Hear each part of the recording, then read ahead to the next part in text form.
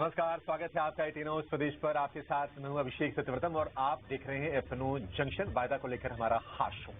लेकिन बाजार में हफ्ते की शुरुआत जो है वो कमजोर नोट पर की है, क्योंकि ग्लोबल क्यूज वीक थे, एफआईज की बिकवाली चल रही है, रुपया रिकॉर्ड निचले स्तर पर लुढ़क गया और कुछ जो मैक्रो जो डेटा है भारत की, हमने देखा कि रिटेल इन्फ्लेशन के नंबर आए थोड़े से बढ़ के आए, ज्यादा नहीं, उसको लेकर उतनी चिंता नहीं है। बट ये हमारे एयरपोर्ट के शेयर में भी दिखाई दी है। तो पैसे बने हैं तीनों के तीनों शेयरों में। रिपोर्ट कार्ड पूरी तरह से कह सकते हैं कि तेजी के जो ट्रेडर होंगे उनके पक्ष में है और उन्होंने पैसे निश्चित तौर पर बनाए होंगे। अपने आज के एक्सपर्ट को जोड़ लेते हैं। हमारे साथ जुड़ गए हैं रेलिगेयर ब्रोकिंग के अजीत मिश्रा।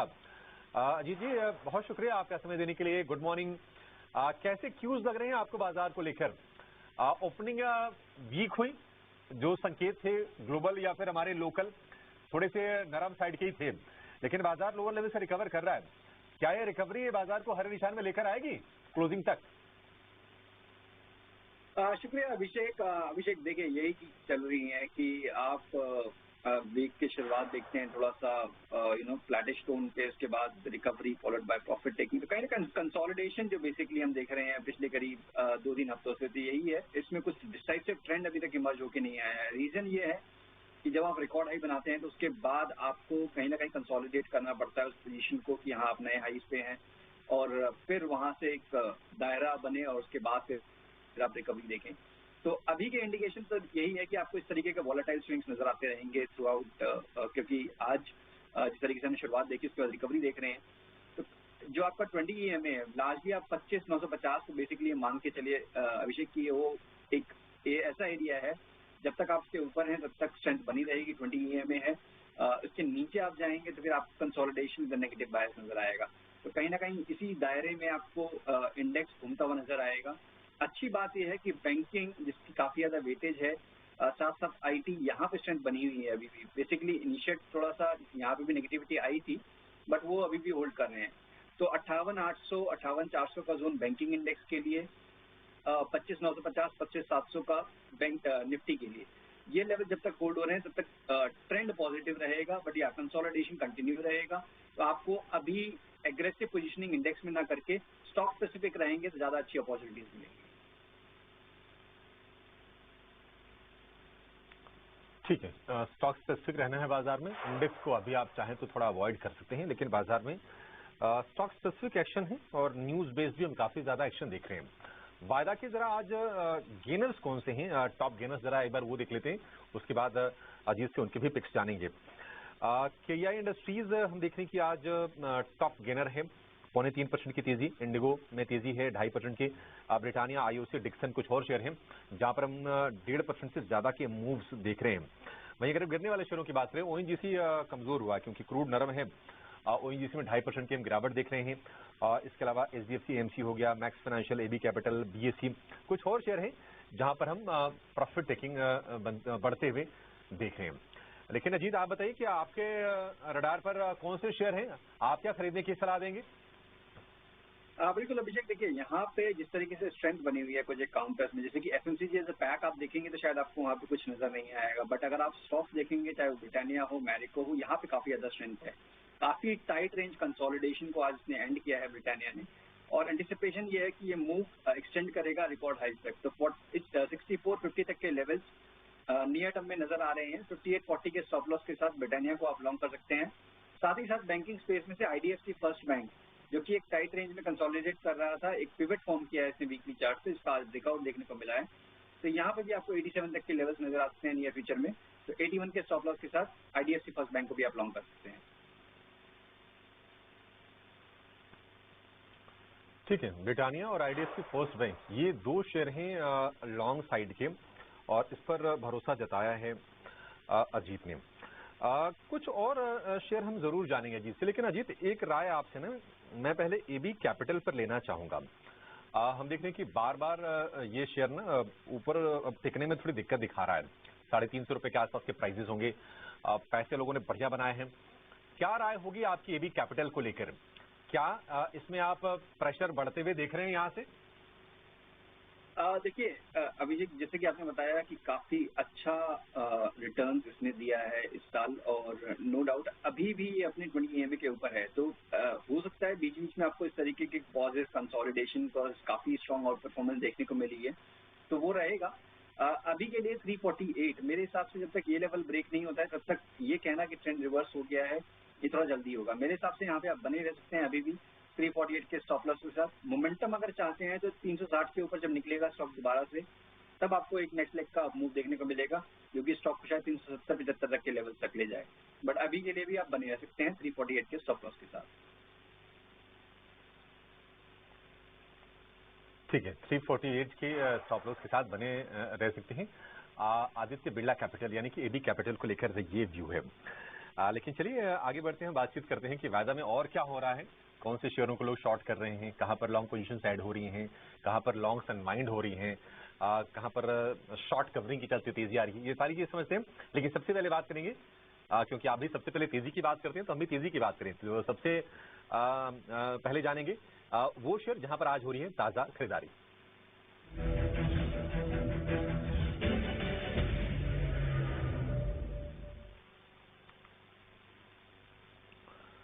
तो आज हम अगर हम फ्रेश बाइंग की बात करें तो एनबीसीसी में बाइंग है। फिर से मोमेंटम ये शेयर लौटा है, 5.5% ऊपर आपको ये शेयर दिखाई देगा। इसके अलावा आईओसी में बाइंग हम होते हुए देख रहे हैं। डिक्सन टेक भी संभलता हुआ लग रहा है, क्या डिक्सन टेक संभल जाएगा, ये भी इस पर जरा चर्चा करेंगे। लेकिन व्यू अजीत, सबसे पहले आपसे चाहिए इंटरग्लोब एविएशन के शेयर को लेकर।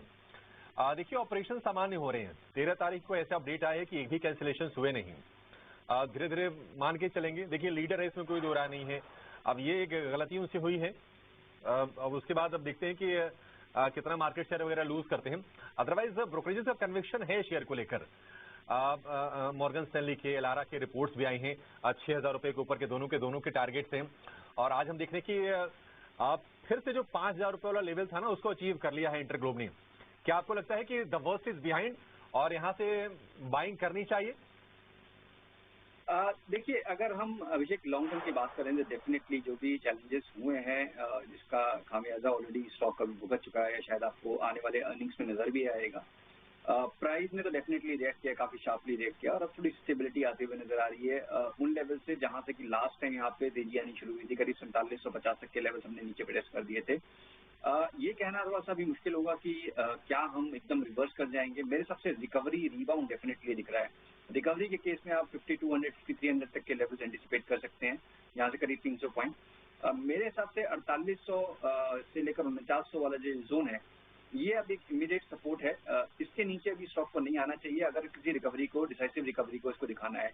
तो यही आपका बेस रहेगा, यही आपका स्टॉप लॉस रहेगा अगर आप एक रिकवरी अटेम्प्ट प्ले करते हैं for 5300 as a target area.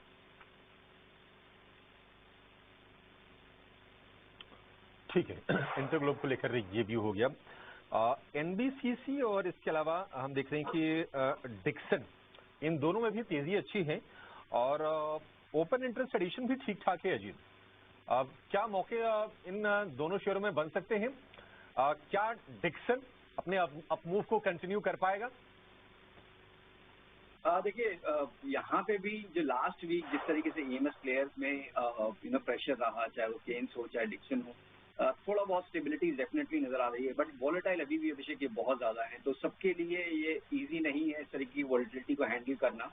जो फंसे हुए हैं डेफिनेटली उनके लिए एक रिलीफ का ये है कि 14,000, 14,050 तक के लेवल, जो कि 20 EM में आप मीन से बहुत ज्यादा दूर चले जाते हैं, तो फिर एक रिवर्स होता है मीन पे। तो वो मीन रिवर्जन बेसिकली हम देख रहे हैं कि 14,000, 14,050 तक के लेवल्स नियर टर्म में आपको देखने को मिल जाएंगे, करीब 400 से 450 पॉइंट। वहां पे आपको देखना पड़ेगा कि ये स्टॉक उन लेवल्स को क्रॉस कर पा रहा है कि नहीं कर पा रहा है। तो अभी के लिए एग्रेसिव पोजीशनिंग ना करें, 13,250 के स्टॉप लॉस के साथ बने रह सकते हैं। 14,000 के पास पहुंचेंगे तो दोबारा से रीवैल्यूएट करिएगा पोजीशन को। वहीं पे एनबीसीसी काफी इंटरेस्टिंग काउंटर है बिकॉज जब से ये मिड कैप और स्मॉल कैप में अभी करेक्शन आनी शुरू हुई, उससे पहले इसमें काफी स्ट्रेंथ, बाइंग इंटरेस्ट, सारी चीजें बहुत पॉजिटिव थी। बट मार्केट के साथ यहाँ पे करेक्शन आई, ग्रेजुअली ड्रिफ्ट हुआ अपने लॉन्ग टर्म एवरेजेस के पास, और आज के सेशन में एक अच्छी छलांग लगाई है विद वॉल्यूम्स। तो यहाँ पे एक इंटरेस्टिंग एस्पेक्ट दिख रहा है कि 120, 125 तक के लेवल्स पोजीशन आपको देखने को मिल सकते हैं। तो 112 के एक स्टॉप लॉस के साथ यहाँ पे आप डेफिनेटली एक लॉन्ग पोजीशन रिडीम कर सकते हैं।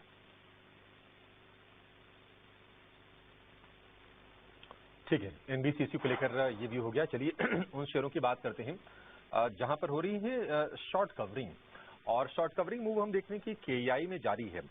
केईआई वायर एंड केबल वाली ये कंपनी है, वायदा का टॉप गेनर है, करीब 3% ऊपर आपको ये शेयर दिखाई देगा। इसके अलावा पॉलीकैब में भी हमने देखा था कि काफी ज्यादा शेयर की पिटाई हुई थी, लेकिन इसमें भी शॉर्ट कवरिंग हो रही है और लगातार 30 से 17वीं ये शेयर चल रहा है। इसके अलावा टाटा एलेक्सी और एचएल, ये दो और शेयर हैं जहां पर आप छोटी सी बाइंग होते हुए देखेंगे। पॉलीकैब में और तेजी अजीत आप यहां से देख रहे हैं। देखिए, मेरे लिए कंसर्न एक फंडामेंटल है, वो है कॉपर के प्राइसेस। क्या राय होगी आपकी? बिल्कुल, देखिए ये चीज तो जो कमोडिटी के प्राइसेस आप देखेंगे तो डेफिनेटली आपको लगेगा कि अभी यहाँ पे उतना जल्दी नहीं करना चाहिए। बट अच्छी चीज ये है कि इतने शार्प प्राइस के अपटिक के बाद भी स्टॉक में कुछ खास उस तरीके का करेक्शन नहीं हुआ। मींस आप रिकॉर्ड हाइस के काफी नजदीक हैं when it comes to Polycab. 20 EMA को रिक्लेम करने की आज कोशिश कर रहे हैं। मींस 350 के ऊपर आप जाते हैं तो 20 ईएमए को भी आप रिक्लेम कर लेंगे, तो स्ट्रेंथ दिख रही है। बट मेरे हिसाब से एग्रेसिव पोजीशनिंग अभी नहीं करनी चाहिए। कंसोलिडेशन मुझे लग रहा है कि शायद आपको नियर फ्यूचर में झेलने को मिल सकता है। तो जब तक कि 7400 के ऊपर एक डिसाइसिवली 1-2 दिन क्लोज नहीं करता है, तब तक अभी फ्रेश पोजीशन को आपको अवॉइड करना चाहिए। जिनके पास पोजीशन है 7200 का एक स्टॉप लॉस जरूर मेंटेन करें। ठीक है, 7200 रुपए का स्टॉप लॉस लगा के आप शेयर में बने रह सकते हैं। फ्रेश पोजीशन नहीं लेनी है। तो ये तो कुछ तेजी वाले शेयर हो गए, या फिर जो शेयर शॉर्ट कवरिंग के चलते उस प्रदेश पर आप देख रहे हैं एफएनओ जंक्शन, और बाजार हम देख रहे हैं कि थोड़ा रिकवर कर रहा है। निफ्टी बैंक में खास तौर से रिकवरी हमने काफी बढ़िया देखी है, 59,300 के आसपास आ गया है निफ्टी बैंक, और जो गिरावट रही है वो 50 अंकों से भी कम की रह गई है। और अगर निफ्टी बैंक रिकवर किया है तो थोड़ा सपोर्ट हमने देखा कि निफ्टी को भी दिया है। निफ्टी की जो गिरावट है वो इस वक्त सिर्फ 55 अंकों के आसपास की है, 25,600 के बेहद करीब जाके निफ्टी कारोबार कर रहा है। तो बाजार में रिकवरी आ रही है, और मे भी हो सकता है कि थोड़ी देर बाद निफ्टी बैंक को आप हरे निशान में भी देखेंगे, क्योंकि 30-40 अंकों के आसपास की हल्की नरमी रह गई है। लेकिन बाजार में अगर हम फ्यूचर्स की बात करें तो कहां पर आज गिरावट है, और आपके लिए मौके कहां पर हो सकते हैं शॉर्ट के या फिर कॉन्ट्रा बाइंग की, इसकी बातचीत करेंगे और लेकर आएंगे उन शेयरों की लिस्ट जहां पर हो रही है ताजा बिकवाली।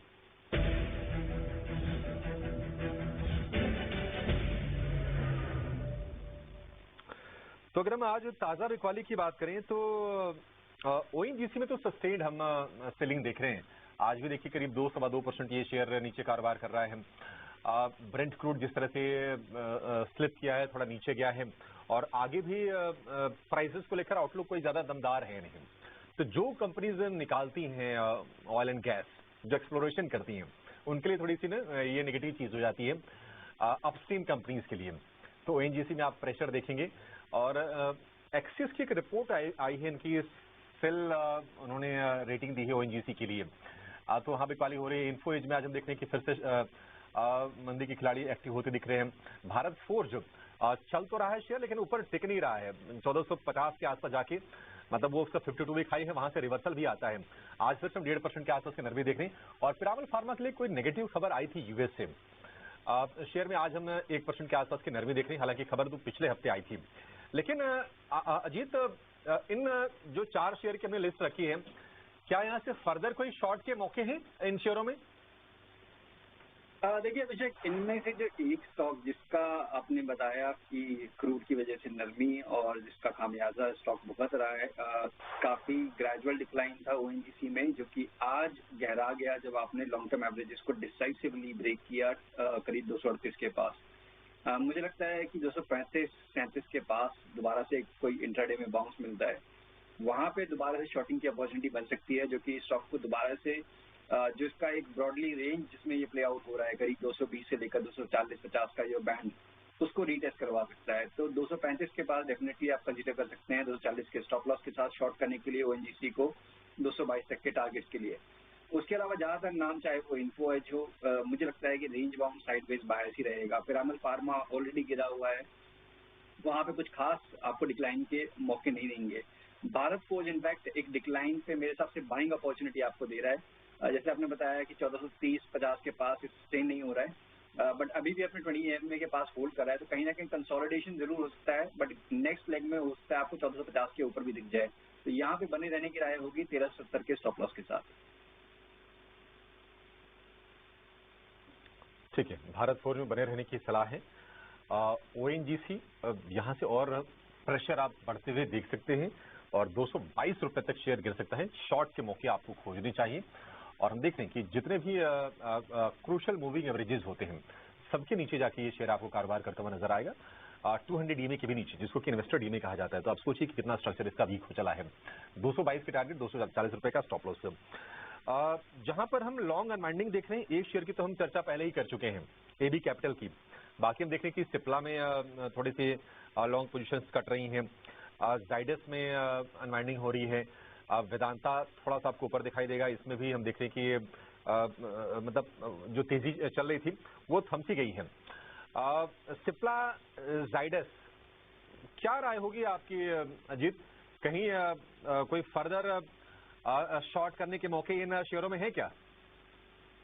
देखिए, सिप्ला तो मुझे कहीं ना कहीं रेंज बाउंड लग रहा है अभिषेक, उसमें कुछ खास आपको एक्शन देखने को मिलेगा नहीं, तो उससे बेटर रहेगा कि आप अवॉइड करें। जाइडस में डेफिनेटली एक चैलेंज हो सकता है, अगर ये स्टॉक 900 के नीचे स्लिप करता है, तो करीब 920 के पास ट्रेड कर रहा है। यहाँ 900 पे काफी मल्टीपल सपोर्ट्स हैं, अगर वो ब्रेक हुआ तो फिर मान के चलिए नेक्स्ट लेग ऑफ डिक्लाइन इसमें शुरू हो सकता है। और ये काफी इंपॉर्टेंट है कंसिडरिंग की फार्मा एज अ बास्केट, यहाँ पे आप देख रहे हैं कुछ एक नाम जो काफी ज्यादा स्ट्रेंथ दिखा रहे हैं, रिकवरी दिखा रहे हैं, चाहे वो ग्लेनमार्क, और फार्मा, सन फार्मा, ल्यूपिन। आप एकदम ट्रेंड के अगेंस्ट चल रहे हैं, तो यहाँ पे डेफिनेटली वीकनेस को शायद पनिश करेगा बाजार। तो 900 के नीचे अगर निकलते हैं तो फिर यहाँ पे आपको शॉर्टिंग की अपॉर्चुनिटी बनेगी 930-35 के स्टॉप लॉस के साथ, करीब 860 तक के टारगेट्स के लिए। बाकी सारे काउंटर्स मुझे लगता है कि कहीं ना कहीं रेंज बाउंड बायस ही आपको दिखाएंगे, चाहे वो सिप्ला हो या फिर दूसरे नाम।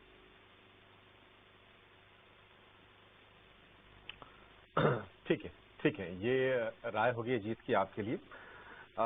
चलिए ठीक है, इस शो को यहाँ पर समाप्त करने का समय भी हो गया है और निफ्टी बैंक का इंतजार कर रहे हैं कि हर निशान में कब आएगा। आ गया है 10 अंकों की आपको हल्की सी तेजी दिखाई देगी। देखिए, शो खत्म होते होते निफ्टी बैंक ने वापसी कर ली है और अगर आप देखेंगे एडवांस डिक्लाइन के रेशियो को, तो वो भी आपको तेजी के पक्ष में दिखाई देगा। 1437 शेयर ऊपर है और 1377 शेयर आज हम देखेंगे गिरावट के साथ कारोबार गए। निफ्टी 40 अंक नीचे अभी। क्या निफ्टी भी हर निशान में आएगा? ऐसे संकेत मिल तो रहे हैं कि ये कुछ स्टॉक्स अच्छे कर रहे हैं। कंजम्पशन में आईटी में आज हम देखते हैं कि ये मोमेंटम ठीक है, बाजार को वहां से सपोर्ट मिलता हुआ आपको दिखाई देगा। कुछ financial stocks including Shriram finance, ये भी बाजार में आपको बेहतर मूव देते हुए दिखाई देंगे। फिलहाल अजीत, बहुत शुक्रिया आपका समय देने के लिए और तमाम स्टॉक्स पर हमारे दर्शकों को राय देने के लिए। इस शो को यहीं समेटेंगे, लेकिन आप कहीं जाएगा नहीं। आपके अपने अगर सवाल हैं बाजार को लेकर या फिर आपके पोर्टफोलियो के शेयरों को लेकर, तो उनके बारे में हमसे जरूर पूछिए हमारे नंबर के जरिए या फिर हमारे सोशल मीडिया हैंडल्स के जरिए। हम जरूर कोशिश करेंगे आपके सारे के सारे सवालों को शो में शामिल करने के लिए। फिलहाल इस शो में इतना ही। नमस्कार।